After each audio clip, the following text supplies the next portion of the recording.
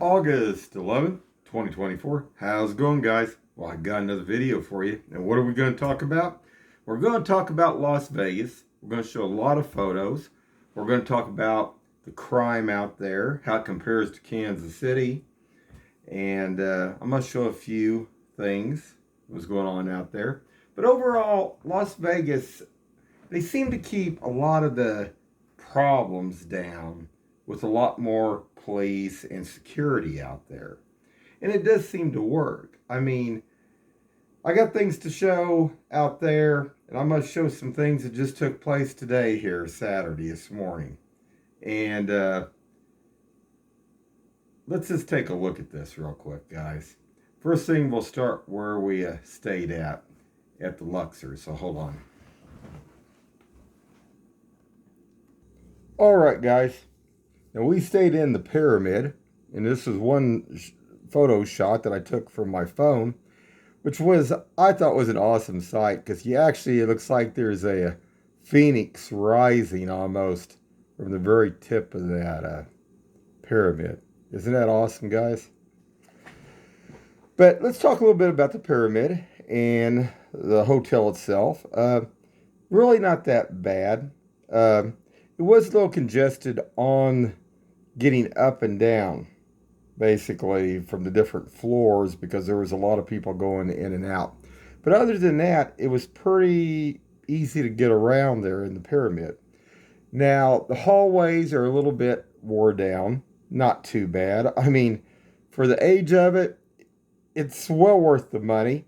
It was clean. The motel room inside the Pyramid, it was clean. Didn't smell like smoke, didn't smell like weed or anything like that. Everything functioned properly and everything was clean. And the bedding, every day they came in and changed basically what am I looking to say, the linen, all the pillow slips, they changed everything. Everything was clean. And you got to give them like 100%, 2 thumbs up at the Luxor here on this. Definitely worth staying in. Now, we stayed here because it was easy access to drive just a couple, 2 to 3 blocks over to where that MGM is. And to be able to catch the monorail, so we could... Several of the shows that we went to go see was down in the middle of the Strip. And if you're looking to go to certain shows, I would recommend basically trying to get one of those monorail tickets. Now, hold on just a second, guys. Okay, guys, I wanted to talk about this monorail. There's an app called My Vegas, and you can get rewards by playing this like slot machine on your cell phone. Really good. You can get discounts at the buffets. Definitely worth playing it. Getting as many points as you can. You can redeem them like 2-3 days before you go out there, because depending on the area you're in, I think you get better rewards in other areas and stuff, depending what state you're in and stuff. So it cost us, we had like I forget how much discount with this for 2 people. It was like $70. And I'm going to show that here real quick, guys. Actually what this looks like. Yeah, this just started, so we're going to start this over here. So hold on just a second. Let me get this.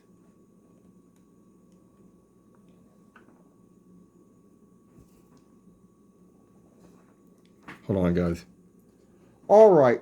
Now, these are the machines that you can actually use your cell phone.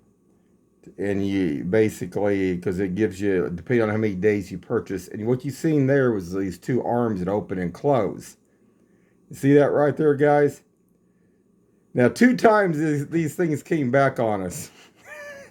And what you can do, you can either put the app for each person on each other's phone, or you can have it on one phone. Well, we went through many times just by scanning it and going through, but after about halfway the time that we were there, it started closing. It started, my son walked through, I walked through next, it would squash me. So finally, what we decided to do on this actually was just to hand the phone off and then scan the other one. Now, there wasn't really nothing that explained how to do that. And this actually takes you up, then you can walk up this escalator, or they even have elevators there, and you go southbound or northbound, I believe is what it is there. So hold on just a second, guys. See if I can.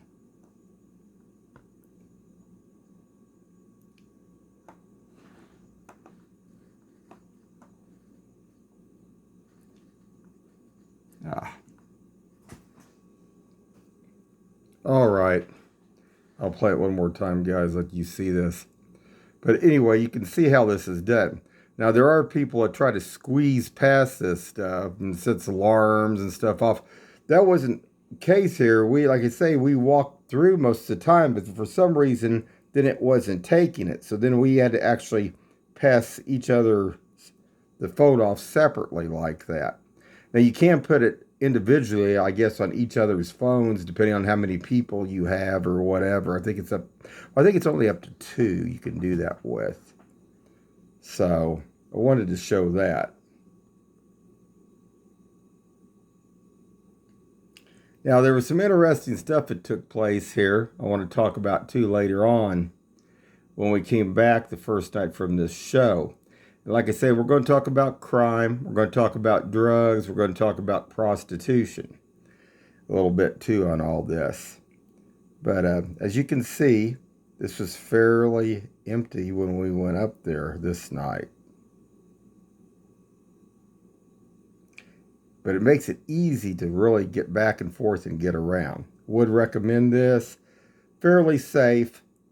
All the time we were there, I seen basically using this. There was one guy that was dealing drugs, and that was it. The only time, the whole time we were there, the 5 days. And this guy got on. He looked real shady. He was looking at us, and he got back off. So kind of strange. So hold on, guys. Okay, guys. So the second day that we were there, early one morning, we got up, went out to Red Rock Canyon. We hiked up there, had a lot of fun. I'm going to show some photos of that there, so hold on. And it is just really amazing to go out there. If you've never been out there to Red Rock Canyon, been out in Nevada, it's definitely worth the drive. It's not that far out. I think it's about maybe a 30-minute drive out there. And it's about it's about 13 miles in a circle around there, guys. So I wanted to show that. Now, I posted we hiked in several different areas, but we went down in this one area, and I think it was about I don't know if it was a 7 or 15-minute video I posted where we walked down in there and stuff. It's just showing some of it, so hold on.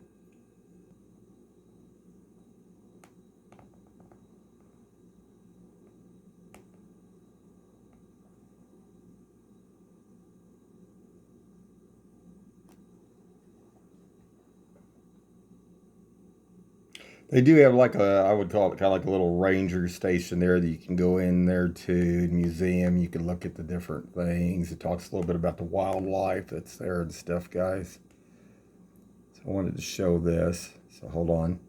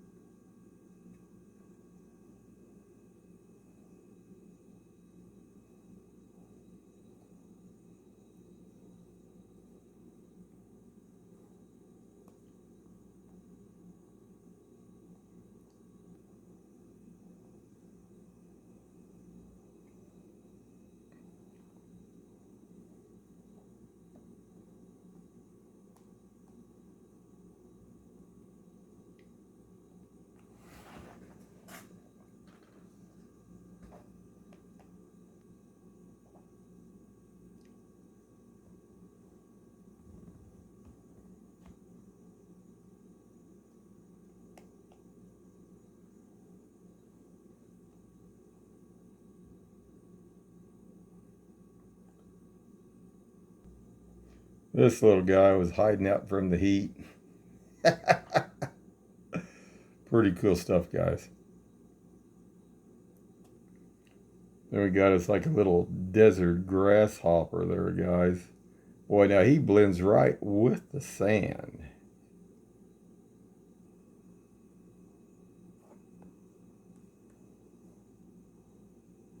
And there's many, many places to hike, guys, out there. All different kinds of trails. Some, real light. And then there are some that are for more experienced hikers.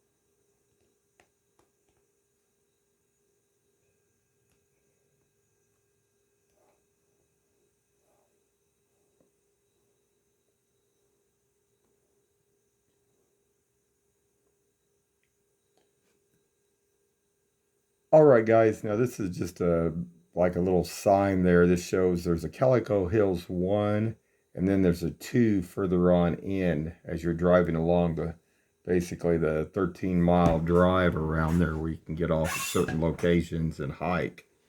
I wanted to show that.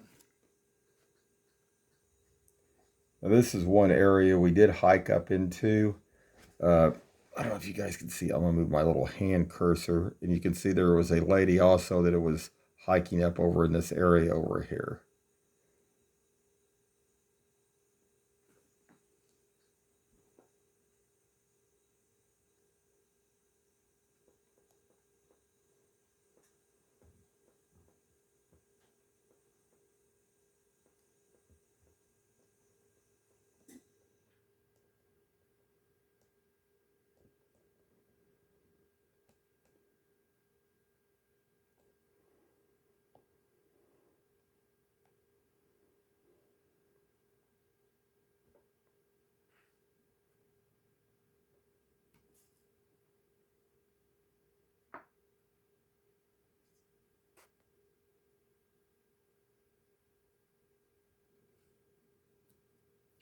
And one other thing I wanted to talk about too, guys, uh, about the metaphysics and the energy out there.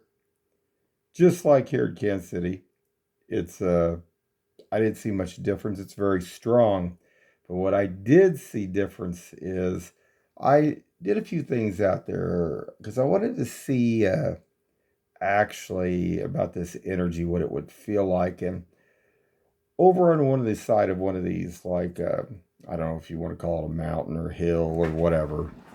Uh, I actually touched part of like this wall where the stones were at. And I wanted to actually see if I could feel energy or vibration. And actually, believe it or not, you could actually, it felt like the whole area was vibrating. And I think this was or after we went by the hills too over there. But on the Calico, and I think this is part two when we was there. But really interesting. If you're into metaphysics and you can actually feel the energies, would recommend hiking up in here some. Take your time, put your hands on the rocks, on the whatever you want to call it, mountains and hills over there, and see if you can actually feel the vibration. And you could actually, like I say, I could actually feel it, and that was really something awesome. Here's the area I was talking about. They had, I don't know if they cut that out or if actually how if that's actually it was formed or if they just cut out a certain section there. But this is where I actually took my hands and I put it on that wall over there. And you could actually feel, it felt like, you know, you could actually feel the whole earth vibrating. It was kind of cool. Or that area.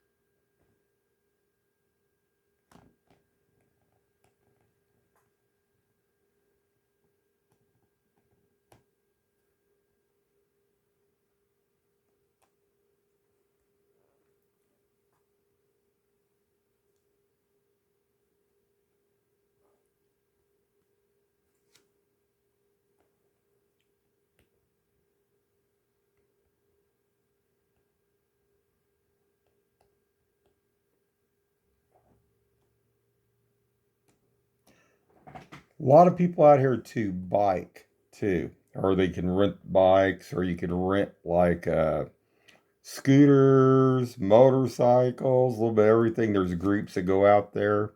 You can actually do that. Just let everybody know.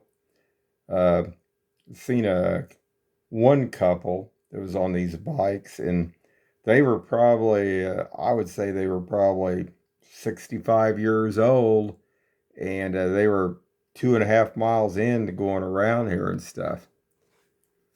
Some of these people come in from California too. They're in really good shape, and like I say, they get around and stuff.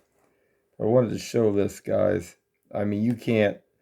I mean, there's no place else anywhere else in the whole world that looks like this. I mean, it's awesome out there.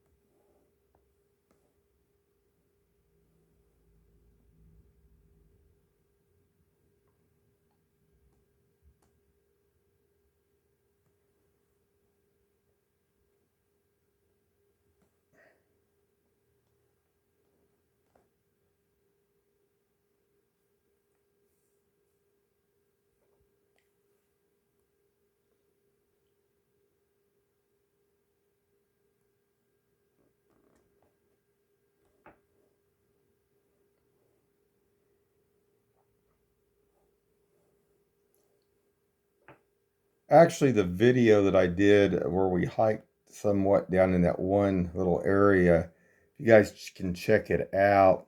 I actually caught a roadrunner out there. Way back, way back, many years ago, I'd been out there, but it was out there by where they actually kind of like that little ranger station's at. And there was when we got talking to one of the rangers one morning out there, and he said, well, he knew of a roadrunner that was up close to where the station was because it had actually, a predator had actually got one of its legs, but it was a one-legged roadrunner. And I thought this was kind of cool because when we were out here this last time, to actually run into another roadrunner, that's pretty wild. Because I had been out there many times out there to Vegas, and we've been up to Red Rock Canyon. Usually, we always went every time. And if you get to see one, it is kind of a rare deal. I mean, they're out there, but I actually seen a what they call ground squirrels, kind of look like chipmunks out there. They're desert like little chipmunks, but they call them squirrels, guys. I don't know if you can see that on my phone, guys, but right there is that little ground squirrel, what they call a ground squirrel. But they're like little chipmunks. Caught one out there too. So hold on.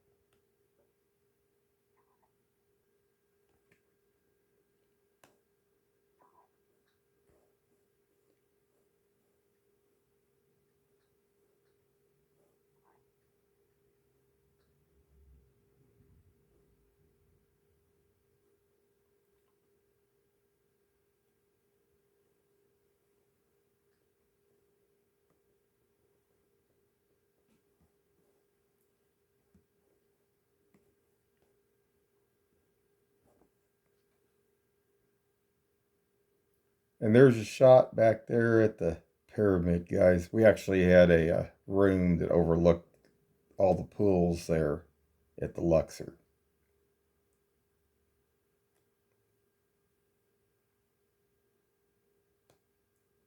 So hold on, guys. This is another view from the Luxor up there from our motel room. And that is the walkway to back where the parking garage is at and the top of the garage. Now, we were there for over 5 days, and I think it was on, I think it was Sunday night. What was it? Sunday night? Only night of the week. They turned the lights off to the walkway and that top part of the parking up there. So I don't know if they just do that to save the power, save electricity or what. But that was the only night that we were there that they turned all the power off down there. It's kind of funky. It was kind of strange, but in that sense. But I wanted to show that.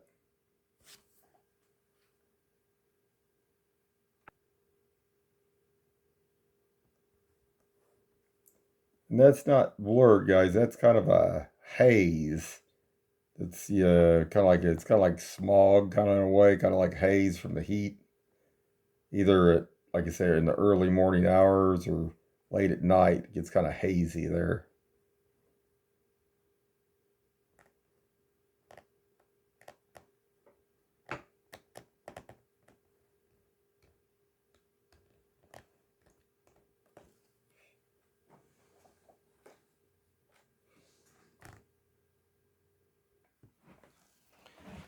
All right, guys, that's just a brief few more photos I got. I got a lot more coming here. And like I said, I want to talk about some of the crime. I am going to show, really, I know that they say out there in Vegas, I guess a lot of them live underground out there that are homeless and stuff. Because you don't, we actually did not hardly see any. We only ones we actually seen. We seen one homeless guy that was there at a filling station. I'm going to show that down the line to everybody. But he was just it's just his hangout, I guess, every day. But was not approached other than when we were down on Fremont Street. Now, the Fremont has a whole bunch of different kinds of people that go down there. Yeah, from the homeless, the weed smoker, a little bit of everything on and off down there. So, but walking the main streets in the good areas, the bad areas, and the rest, didn't have really no problem. The monorail, like I say, there was one guy that was dealing drugs up there. And the night that me and my son came back from the Atomic Saloon show, which was an excellent show, recommend it to everybody. Give it a 10, 2 thumbs up, well worth going and seeing. Um, got back, I think it started around 10, I think, or 9:30 or 10. So we didn't get back to the monorail till almost midnight. And very observant about what goes on, as you guys know. But there was a gal that was this gal looked like mid-20s to 30. Really good looking gal. And but she had a kind of like a hoodie kind of like on. And it was late. It was probably about midnight when we went up there through where the monorail was and stuff. Caught my eye. Had a few tattoos. Really good looking gal. But where I'm going with this, I would see her later down the next night on Fremont Street down there. And she probably, it looked like she might have been maybe like a high class call gal, but she held herself really well because I noticed that she was down on Fremont and she was with another gentleman. But about an hour later, she brought another lady back for another guy. But what caught my eye about this gal, because the thing of it was late at night. I mean, that's not real late. I used to go out till 3 a.m. But the thing of it was, she was alone by herself. And later on, I'm going to show some other photos and stuff. The Sphere, about halfway through the week when we were going to another one of the shows, we went to Piff and what was the other one? Oh, the X Burlesque show. And about halfway through the week there at the very end before we left, just a couple of days before we left, if you take the monorail, it goes through between where the Flamingo and Harrah's. We were getting off at Harrah's. We was getting off at by the Flamingo there. If you get off there, you can actually see the Sphere really well and photograph it. I'm going to show a photo of that down the line. But at the end there, when we come back through, there was another young gal. This gal looked like she was maybe 22, 23 years old. She was over in the corner. Now, she didn't look like a druggie or nothing like that. She had a cell phone on her, but she was hanging off over in the corner. And I don't know, it was late. That night, it was way late again. And some of the people that are there, and some of the people that have come into Las Vegas, I mean, are probably not all good. You can tell that there's been a lot that have crossed over here into this country, and some of them aren't. Now, what keeps it down is the police and the security. During the nighttime hours, I want to talk about that real quick for a minute. On the main drags of Las Vegas Boulevard, where there's a lot of big like intersections, they actually get several police vehicles that will pull off to the side and set. And they have a lot of security. And they work between the security of the casinos and the police. They work hand in hand, conjunction with one another. Seems to go really well. And like I said, it seems to keep most of everything down. And wanted to get that out there. I do have a couple of incidents also that took place. I'm going to show of it was like a ambulance, a couple of them. That I don't know what had taken place there, but I'm going to show that. We'll be showing the homeless guy. When we did get off at the Flamingo, we had to use the elevator to go down, and I got some few photos of that too. I'm going to show. Somebody had there was trash inside the elevator, kind of like, but also somebody had urinated in the elevator. So it's just another deal. I mean, no different than Kansas City when they have, when they had their parades. When I used to work downtown, when they had the Hereford House was downtown there, they used to have certain parades and stuff. And one of the warehouses that I worked at down there, people got crazy when they got drunk down there and stuff. And they would come up on the dumpsters. They'd try to poop in the dumpster. They'd try to pee in the dumpsters. It was crazy stuff down there. But so this ain't, that was the only thing, actually, that was the only place in the elevator that we actually seen and come across something like that. It was pretty clean. Most of all, the sidewalks are pretty clean. And I think the difference also out there is people are coming out there to have a good time. And they're not looking for trouble. I mean, there's some people that are bad out there, just like here in Kansas City. I mean, just like they had that, shooting here. While I was kind of trying to follow a little bit what was going on. I guess what was that down on Prospect? I think they had like 7 shot, and guy that was in a food truck got killed. And I mean, Vegas has their stuff too, but I think what keeps it all down is a lot of people just go out there to have fun, and everybody more courteous. Driving is not, even though it's packed, even though it's heavy out there, the people are more courteous in driving because nobody's trying to run everybody over. Everybody's taking their time. They don't have to be in a massive big hurry. I mean, some people do get. I think all the time we were out there in the 5.5 days that we were out there, I think 3 times I heard somebody honk their horns. I had one guy in a Camaro. It tried to, on the main drag of Las Vegas Boulevard, back up into us. And I had to honk my horn to keep him from running into our vehicle. Now, why he was doing that, I don't know. Have no idea. Maybe he didn't know which way forward backward was. I don't know, guys. But I am going to be showing a lot more videos. I'm going to be showing Hoover Dam. And like I say, there's a lot more to show. Did run across one more incident, though. There was some Latins. Now, okay, we went through Hoover Dam. We went through their security. Their security's worse than the TSA. I mean, they're more picky than the TSA, actually, to go through their security. So what it was really weird, after we got through the security and stuff, I went through there at Hoover Dam. Go to the bathroom. Had to go. Been drinking a lot of Gatorade. And there's these 2 Latin guys that have 3/4 of their clothes off. And they're bathing in the sink. And I thought, man, I mean, they were all outfitted when we went through the security. They had their bulletproof vest on. They had all their other stuff. And I'm thinking, they don't have anybody by the bathroom watching the bathrooms and stuff. And I thought, that was weird, And I don't know. I just, it just makes you, wonder about people sometimes, about some of the stuff that they do. And I just can't imagine if you was going to Hoover Dam that you'd have to clean yourself up. I mean, in the bathroom. They had their shirts off. One of them had their pants halfway down.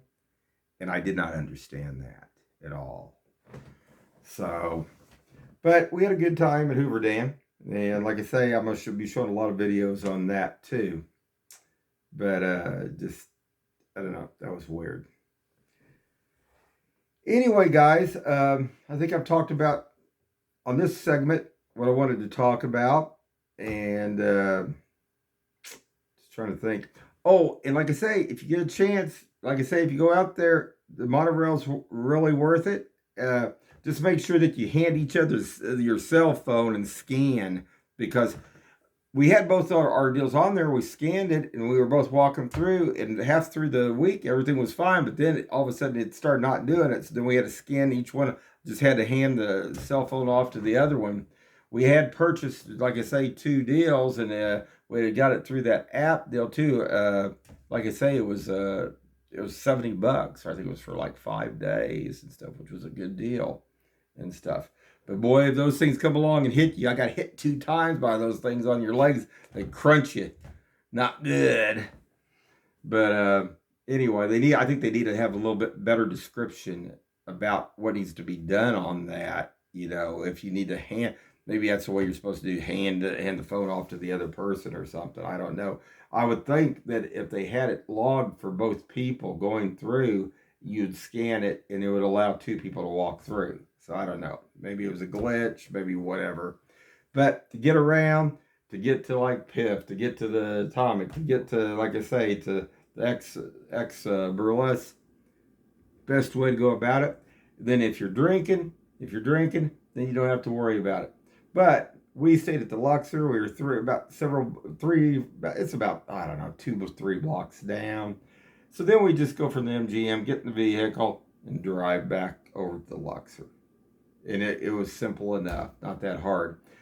Why we did that too is to save money, because all the parking places charge you $25